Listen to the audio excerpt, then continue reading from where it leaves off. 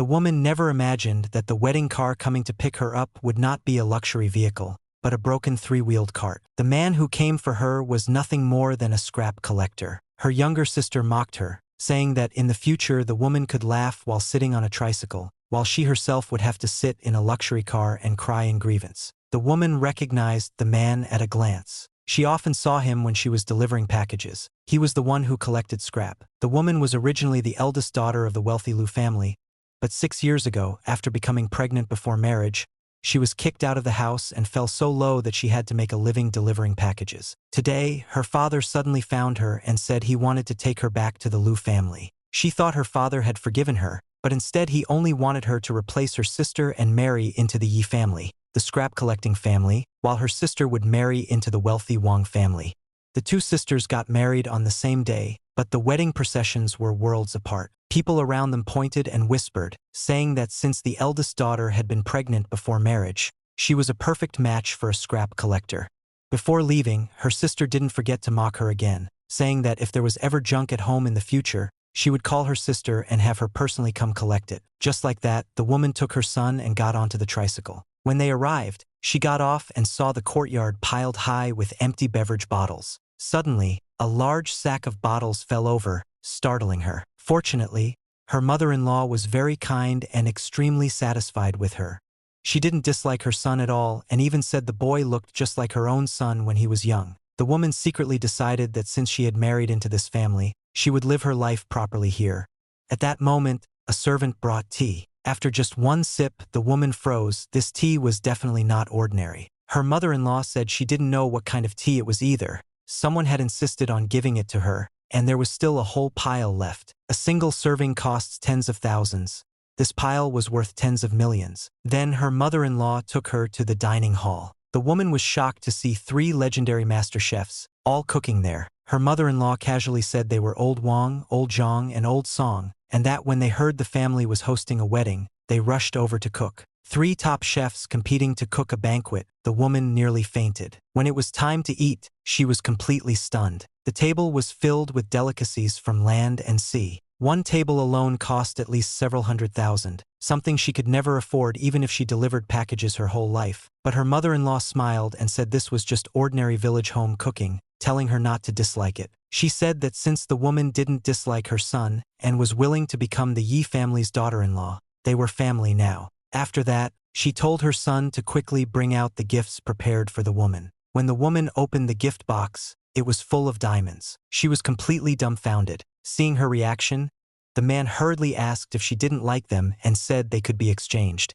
She quickly refused, saying she liked them very much, but they were too valuable. The man then took out 2 cards and gave them to her, saying they were for her pocket money. When she saw them, she realized there were only 10 of these cards in the entire world, and he had casually taken out 2. She was completely numb. She cautiously asked if his family was very rich. The man answered shyly. The woman was completely stunned and secretly delighted. Meanwhile, her sister was still fantasizing that the woman must be scavenging through garbage piles, destined to be trampled under her feet. But on her wedding night, her husband forced her to kneel and wash his feet. She wanted to refuse, but her husband pushed her to the ground and viciously warned her.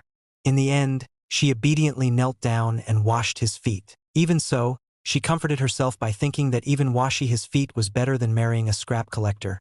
Early the next morning, the mother-in-law told her son to take the woman and her child shopping for clothes, and ordered that they must not return until the wardrobe was completely full. The woman said she didn't need that many clothes, but her mother-in-law angrily said that a man earns money for his woman to spend. The man immediately made a phone call to arrange it at the mall. After receiving the call, the manager immediately gathered the employees and announced that an important guest would be arriving soon to shop, and that they must serve them well without any mistakes. Just after the manager finished speaking, the other man arrived with the younger sister. She walked in and shouted for all the clothes in the store to be brought out for her wife to try on. Everyone immediately assumed they were the VIP guests the manager mentioned and rushed to flatter them. At that moment, the woman arrived at the mall with her son. The staff stopped her from entering, arrogantly saying that there were VIP guests inside and they were not receiving ordinary customers. The woman hurriedly explained that her husband had said this was the store. Seeing her wearing a delivery vest, the clerk sneered and mocked her,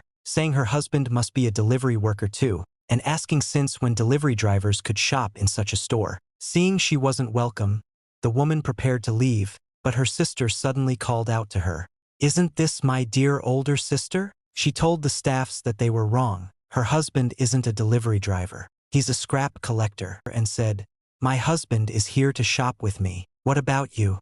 Delivering packages." She reminded the staff that the mall had a rule. Poorly dressed people were not allowed inside. The sister mocked her again, saying that someone married to a scrap collector had no right to shop in such a high-end mall, and asked if she even knew how much one piece of clothing cost. The sister and her husband continued insulting her, joking that her scrap collector husband was probably downstairs guarding his dirty tricycle so it wouldn't be stolen.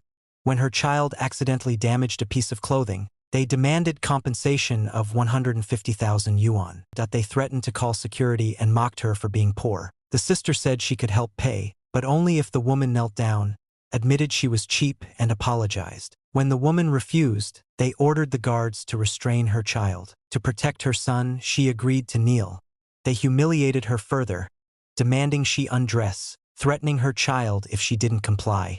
At that moment, her husband finally arrived. He calmly told her not to worry and said he would handle it. They mocked him, saying a scrap collector had no way to handle such a situation, and demanded that both husband and wife kneel and bark like dogs.